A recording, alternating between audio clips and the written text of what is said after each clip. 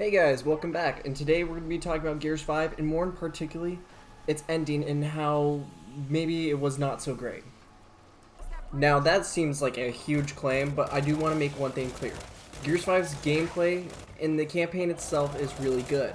I'm not here to the multiplayer because I haven't played it very much. Maybe if I got more into it I could give more notes about it. The horde mode I love, but we're going to be talking more explicitly about the campaign itself. And in particular, the ending. Now, before we go any further, we do need to take a look at one thing about Gears of War. Or Gears 5. I don't know why they changed the title. But the deal is, in Gears of War 1, there was like an ending but with a twist. And this would continue on for every Gears of War. Every Gears of War has a twist ending. And for a good reason. It makes it so it's open for a sequel or maybe open for interpretation. And, well, Gears 5 had that in its own way. It wasn't much of a twist though. Gears 1, you kill General Rom, but you figure out there's a queen. Gears 2, you kill Scourge, but you don't ever figure out what happens to the queen, and you sink Jacinto, the last human civilization or settlement. Then in Gears 3, you fight the Emulsion, and well, that was an ending point, where it kind of wrapped it up. Gears 4 though was different. It decided to take a new set of characters and instead of using the old characters like Marcus Phoenix. It still used those characters, but you weren't necessarily playing as those characters. In Gears 4, you played as Marcus Phoenix's son, James Dominic Phoenix. The community was split in half whether this decision was good or not, and overall, I think it was good to change characters. Marcus Phoenix has already fought off the Grubs 4 times, and so he's probably getting a little bit tired of this. Marcus Phoenix does come in as a side character, and, well, when we go to Gears 5, we change characters again instead of switching to Kate. What is interesting, and this is such a smooth transition, is, well, the ending to Gears 5. And this is the reason that I think Gears 5 is always going to struggle. Oh, yeah, I don't really need to say spoiler alert, because if you're clicking on this video, it's a Gears 5 ending video, so yard. You spend a majority of the campaign in Gears 5 finding out what Kate's backstory is, and then the second part being getting the Hammer of Dawn back online. The ending to Gears 5 specifically takes this and throws it all out the window. Everything you did in the campaign makes, well, it doesn't receive any fruition. You never actually accomplished anything. This may sound dumb, but if we compare it to other Gears of Wars, you were able to accomplish your objective, and then there was still a twist at the end. You did what you were set out to do. But even that is not the worst part about the ending. The ending involves a choice, which in the past, choices have always been about splitting up and having players coordinate attacks to, well, help each other out in their routes. This choice is a big one, and has been a big one that hasn't been done in any previous Gears of Wars. To choose who lives and who dies. After shredding for a bit with the Hammer of Dawn and having a blast, quite literally, you are then attacked by Reyna, including destroying the target beacon, meaning the Hammer of Dawn cannot be fired accurately anymore. And, well, Del and JD are grabbed and you must make a choice of which one to save. This choice genuinely caught me off guard, and in general, I personally saved JD first. A lot of people seem to save Del first, which they are justified. Almost the entire game, you are stuck with Del. No, you are stuck with Del, and he is a great character. He's like a mixture of Cole and Bear. And going through and playing again, I kind of realized there's a good reason to save JD is because in the second chapter, in the desert area, he kind of redeems himself as a character. He becomes more human than he was in the beginning of the game. This ending was out of the blue. And I didn't know how to feel about it at first. But one thing was clear to me. This was not a good ending. The reason that being able to choose who dies or who lives was kind of conflicting to me. Because it felt like no matter who you chose, that death made no difference. It may make a difference story-wise later on, but every death is meant to represent something in the Gears of War series. After going through and collecting footage for almost every character death, I can tell you for sure that almost every character has a reason that they died or they were put in the game to die. The first big death, or the first 2 big deaths, was in Gears of War 1. where Anthony Carmine gets shot in the head because he didn't take cover. And, well, Kim, the perfect soldier, gets killed by General Rom. The reason that Kim was in was to show how Rom likes to get his hands dirty, and, well, he went in the field. Kim was used to show Rom. And, well, it worked overall great. It showed you what your enemy was clearly, and in the end of the game, you would kill Rom. Gears 2 is where they hammered in deaths representing something more. One of them being, well, Ty, and the other being Benjamin. The first character being Ty he's the most chill character you run into. He says everything happens for a reason, and he seems very unkillable. Hammered in that he wasn't killed from the tickers that blew up his rig.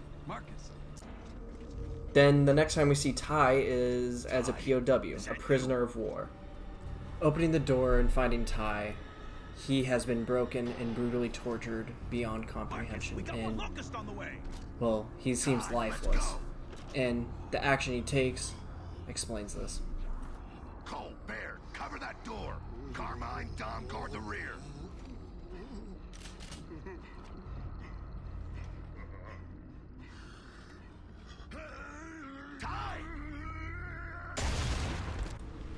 Ty was a character put in to show what the grubs do to POWs, and showing this unbreakable character that we thought was unbreakable get broken is a crazy and is an interesting jump. But Benjamin Carmine is a rough one to watch overall. Benjamin Carmine is the youngest of the Carmine brothers, and, well, he was super innocent. However, after just giving cover to his comrades at Delta Squad, he falls into the worm's mouth and stomach, and is found with parasites on him. Benjamin Carmine was killed by parasites inside the worm's stomach and body. And the reason that he is in there is because it's supposed to show that each of these gears still have a form of innocence. They're supposed to be still human. These two deaths were huge. One representing what the grubs do, and the other representing what about COG soldiers. And in Gears 3, they used two deaths to build up the main character, Marcus, to somehow make him emotional, even though he's the least emotional person that I probably ever know. The two characters' deaths I would like to emphasize from this game are, well, Dom and Adam Phoenix. Oh, and don't forget my boy, I don't want to say his name, but Stranded Survivor number 42. You will be remembered for probably just 5 people, including me. You seen this before? Because this ain't just Rust.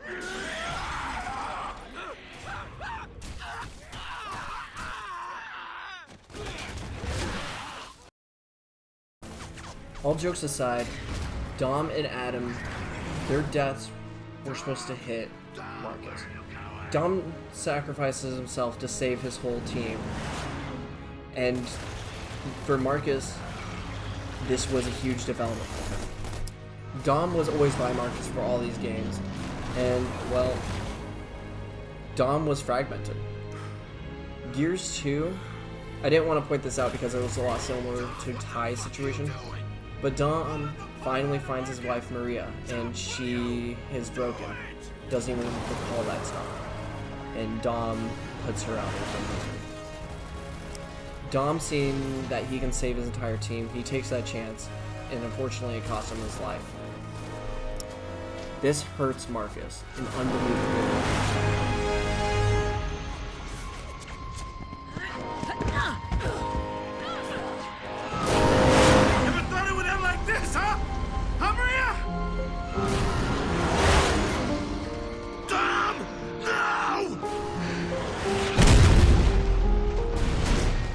Then we have Marcus's father, which he sacrificed his own life so he knew how the emotion growed inside the body.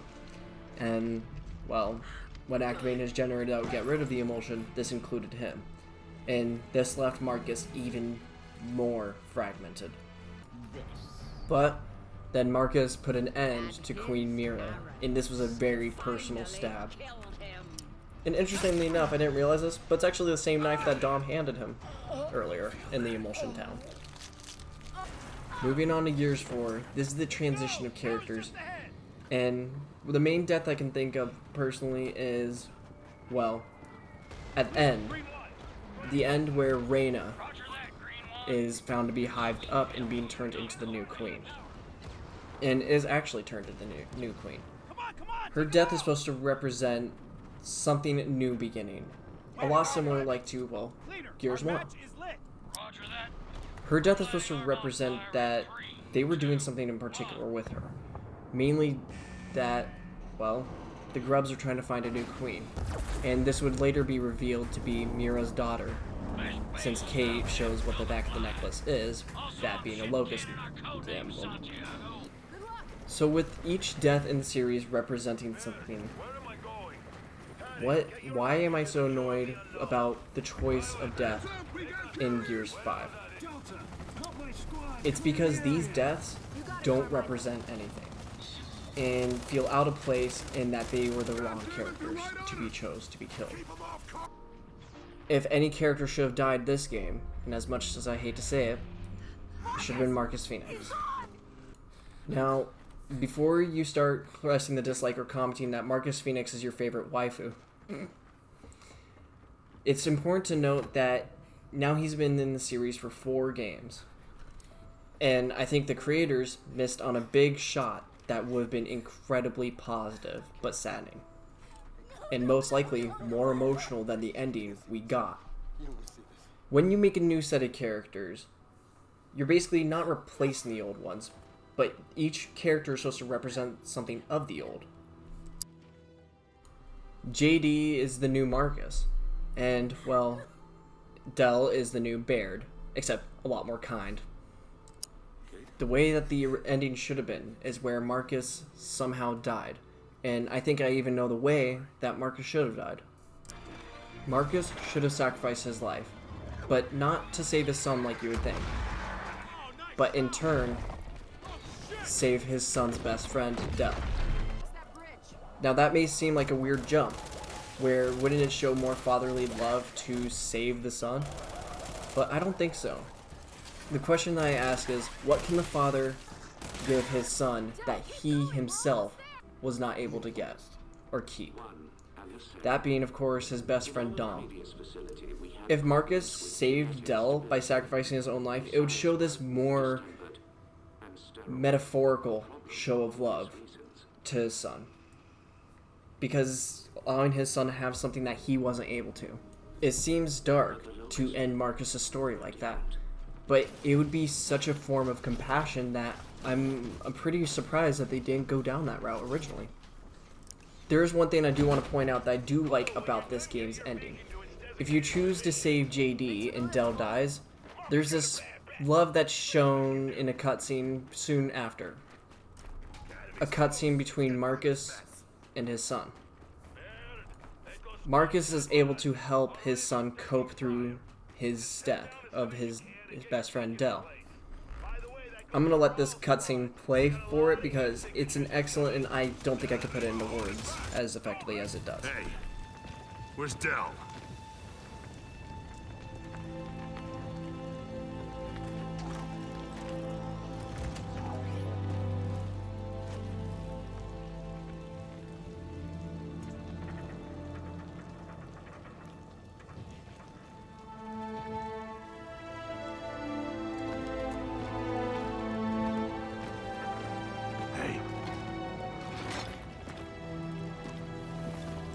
Hey.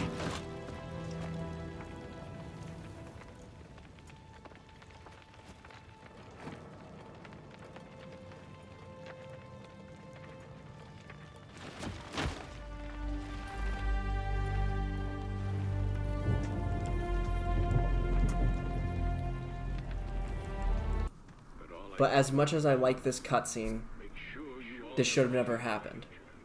And it should have been instead of Del and JD. What's really strange to me too is, well, this game they did have a lot of emotion. There's a good amount of collectibles that represent what happened to past characters, some being Adam Phoenix or even the Carmine's helmets. And even extra nod to it is if you collect all the collectibles that were representative of somebody, you could actually activate a memorial that would show off a ghost of every character, which means they knew emotion and they knew the deaths that happened. So why would they pass up on this one? And unfortunately, I don't know. It's really weird to see that this game, 9/10 through, was amazing, and then that whole last level ruined it.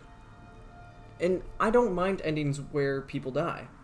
It's called the hero's journey, where the hero, while they are able to accomplish the task, they must give up their life to do so. And on a side note, it's strange because after this character's death, they fake a character's death, that of being Coltrane, and then Jack sacrifices his life to kill the Kraken. What the hell? Did I think this unnecessary death ruined the series? I think seriously, it did. And if they were going to try to rewrite over it, I think it would be difficult to. I think we need to keep all these new characters, because these new characters are great. Dell is funny, and I mean, they even emphasize how funny he is. A good example being the phosphorus and water and ice thing. What? You said this stuff... It's called phosphorus. Fine, whatever. You said it feeds off oxygen and water. Yeah? Yeah, we're about to expose it to a ton of ice, which is... Oxygen and water. Yeah. Huh. It'll be fine. What are you basing that on? Thermodynamics. Reaction kinetics. Somebody want to let me know when this chemistry class is over? It'll be fine.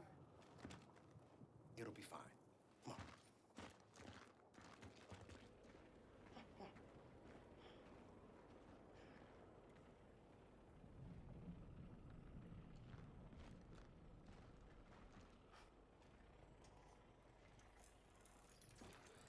Great. Safety first.